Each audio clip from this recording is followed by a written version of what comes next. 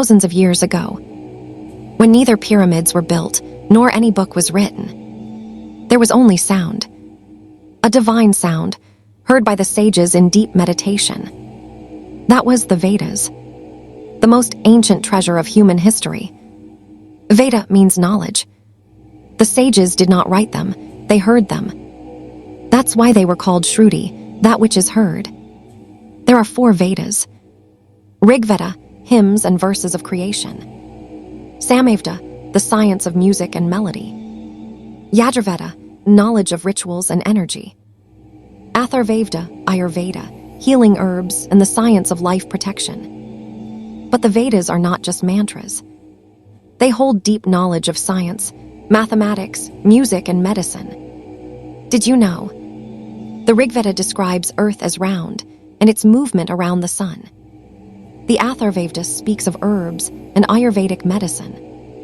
And from the Samaveda was born the tradition of Indian classical music.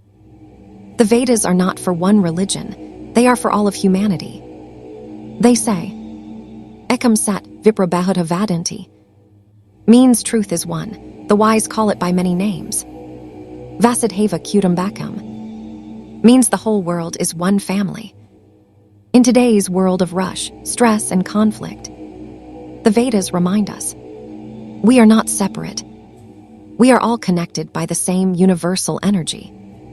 When we listen to mantras, when we meditate, that eternal knowledge awakens again. The Vedas are not an old book. They are a living sound, an eternal vibration, resonating for over 5,000 years, and still calling us today. So next time you hear a Vedic mantra, remember, you are not just hearing words. You are listening to the voice of eternity. If the voice of eternity touched your heart today, then join our journey, like the video, share it, and subscribe to the channel for more such timeless wisdom.